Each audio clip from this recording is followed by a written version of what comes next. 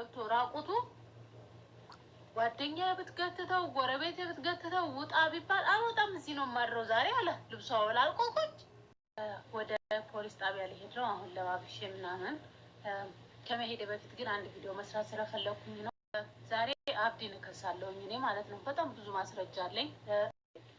ከዚህ በፊት ራሱ ቤቴ መጥቶ የያዝኩበት ቪዲዮ አለ።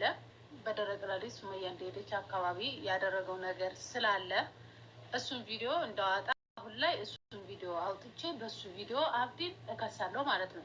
ሀታ እኔ ራሴ በዚህ ነገር ከስሼ ከዚህ ጉዳይ አመልጣለሁ ቢል አብዲ ለሰውዬ ይሰጣለሁ እሱን ቪዲዮ። እኔ ሰውዬ የምሰራበት ሰው ባለስልጣን ነው። ሀዋ እንግዲህ አብዲን እከሳለሁ በተደጋጋሚ ሊደፍረኝም አስቦ እየመታኝም ነው ብላለች። እዞሽ እንዳይገባ ብዬ ነው የፈራሁት። አሰላሙ አለይኩም ወራህመቱላሂ ወበረካቱ። እንደውም የሌላ እምነት ተከታይ ሰላም እንዲናችሁ መወዳችሁ ማከብራችሁ። ቪዲዮን ሼር ሰብስክራይብ አድርጉ። ወሬ አላበዛባችሁም። ወደ ገደለው ልግባና እናንተም ደስ የሚል አስተያየት ከልባችሁ ወደ ማንም ሳትወግኑ በሀቀኝነት ምርጥ ኮሜንት ጻፉ እላችኋለሁ። እንግዲህ ድንገት ቪዲዮ እንደ አላህ አይታወቅም። ያላህ ስራና ሀዋ ጋር ከደረሰ ቪዲዮ አይታወቅም። እንግዲህ ሼር አድርጉት አቅማችሁ እስከሚችል። አዋዬ አንዳንድ ጊዜ እኛ ጥፋት እኛ ጋር የለም ብለን በኮንፊደንስ የምናወራው ማለት ነውና የሰው ልጅ በኒ አደምንና ጥፋት ይኖረናል፣ ስተት ይኖረናል። ራስሽንም ስተቴ ምንድነው ብለሽ መጀመሪያ ራስሽን መጠየቅ አለብሽ። እሱ ላይ ብቻ ስተቱን ከመከመርሽ በፊት ማለት ነው። አንድ ሰው የሆነ ነገር ለማድረግ ሲፈልግ እኔ ንጹህ ነኝ ወይ ፍጹም ነኝ ወይ እኔ ጋር ስተት የለም ወይ ብለን ነው ማሰብ ያለብን መጀመሪያ። እኔ እሱ ለሱ እያገዝኩ አይደለም፣ እውነቱን ነው እየተናገርክ ያለሁት እዚህ ጋር ማለት ነው። አሁን እሷ አከሳለሁ ብዙ ፋይሎች ብዙ እንትኖች አለኝ ቢያንስ እንኳን ቢያመልጥ እኔ ሰውዬ ምናምን የምትዩ ነገር እሱ አሁን በሆነ ቪዲዮ ላይ ያየሁት እኔ እና አንቺ ተስማምተን ነው፣ አንቺን ፈልገሽ ነው፣ ስስምሽም ምን ስልሽም አንቺ ፈቃደኛ ነሽ፣ ብትከሽኝም አገባኝም አንቺም ፈቃደኛ ነሽ ብሎ ነው ያለው ማለት ነው። እና በዛን ሰዓት ሰው ነው ያለው ነው ያልሽው። አንደኛ የራስሽ ጓደኛሽ ነው፣ ሁለተኛ በጣም ትታውቂዋለሽ። ሲጀመር ፖሊስ ራሱ የሚጠይቅሽ ምን ልትሰሪ ቤቱ ሄድሽ? አንቺ መኪና የታክሲ ይዘሽ ቤቱን አንኳክተሽ ጀለስ አድርገሽ ቤቱ ሂደሽ ካሜራ ደቅነሽ ሻንጣ እየፈተሽ ያ ቪዲዮ ላይ ያየ ተቀርጾ እየታየ እሱ አንቺ እሱን እስር ቤት ስትከቺና ስትመልሺ እሱ ምንድነው ላንቺ የሚያደርገው ስታስቢው ማለት ነው። ያንንም ታሳቢ አድርጊ እንጂ ሀቢቢ አንቺ የሰው ቤት ገብት ካሜራ ይዘሽ ሂደሽ የሰው ቤት ቪዲዮ ቀርጸሽ ሻንጣ እየበረበርሽ እሱ ምንድነው የሚልሽ? ያኛው ላንቺ ምንድነው? ላንቺም እኮ ሊከርድ አለ።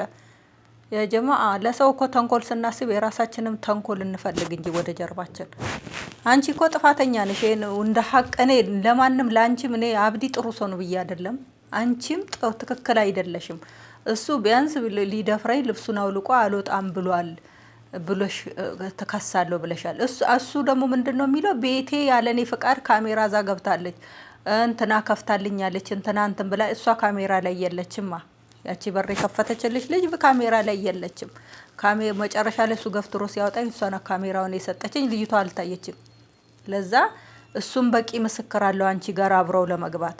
ሁለቱ ናችሁ እንዳትገቡ እሱን አስገባለሁ ብለሽ አንቺም እንዳትገቢ ብዬ ነው የፈራው። ሀቢበቲ አንዳንድ ጊዜ ቆም ብለን በተለይ ሶሻል ሚዲያ ላይ ስንሰራ ራሳችንን ቆም ብለን ማሰብ አለብን። ቪዲዮን ከመልቀቃችን በፊት ከመወሰን በፊት የሆነ ነገር ከማድረጋችን በፊት የራሳችንን ስተት ማየት አለብን። በዛ ሰውዬ ላይ ብቻ አይደለም ስተቱን መከመር ያለብን ማለት ነው። እንግዲህ የዛኔ ሊደፍረኛ ላይ ሱመያ ወደ ሀገር በገባችበት ሰሞን የዛኔ እሷ አንቺ ነሽ የደበቅሻት በተባለበት ሰዓት ነው ልብሱን አውልቆ ምን ብሎ ይሄን የመሰለ ጋንድያ ሰውዬ እንግዲህ ልብሱን አውልቆ ያው ሴቶች ላይ ገብቶ ታየኝ እኮ ሲወጣ ማለት ነው። ይሄ እኮ እንደዚህ እንዳለ ነው እንደ ግንድ ሰው ላይ የሚወድቀው እንደ ሳስበው ማለት ነው። እና አንቺም እንደዚህ አይነት ነገር ቢቀርብሽ ነው የሚሻለው። እንደኔ እንደዚህ አይነትን ሰው በአካልም በምንም መራቅ ነው ያለብሽ። እሱን ከሰሽ እስር ቤት ብታስገቢ ጓደኞቹ ሚተውሽ መሰለሽ? ያ የሱ ሼክ ነው ምን የሚባለው ሰውዬ እንደዛ አድርጎ ሚስቱን ቀጥቅጦ እናትና ልጅ ለያይቶ ሌላ ሚስት አግብቶ ለሌላዋ ሚስት እቺኛቷ ሚስት ቀጥቅጦ ከገዛ ቤቷ ላይ አውጥቶ ለሁለተኛዋ ሚስት አይደል የሰጠው? ያ ሁሉ ግፍ ሰርቶ ተነስቶ ሰይድ ነው ሄዶ በገንዘብ ያወጣው። በገንዘብ አውጥቶ አሁን ይሄው ሁለተኛ የመጀመሪያዋ ሚስት እየለመነ ነው እንታረቅ ብሎ ይሄው አብሮ ነው ኢድ ያከበሩት። አንቺም ዛሬ አብዲን ብታስገቢው ሰይድ እጁ ረጅም ስለሆነ ሰይድ ያስወጣዋል። ለዛ አንቺ ላይ ሌላ መዘዝ ሌላ ተንኮል ራስሽ ላይ ከምታስቀምጪ ቢቀርብሽና ቤት ተከራይተሽ ነው የምትኖሪው። ከዛ አካባቢ ርቀሽ እሱ ወደ ደረሰበት አለመድረስ፣ እሱ ጋራ ቪዲዮ ያለ መስራት፣ እሱ ጋር ያለሽን ነገር መጨረስና ከሱ መራቅ ነው ያለብሽ።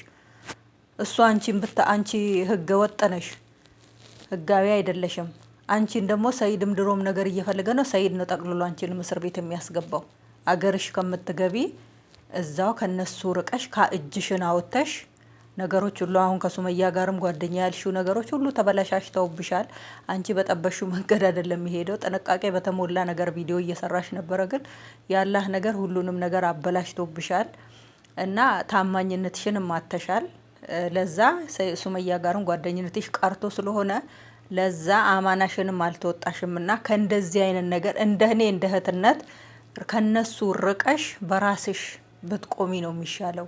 ባትነካኪ ነው የሚሻለው ከነሱ ጋራ ማለት ነው።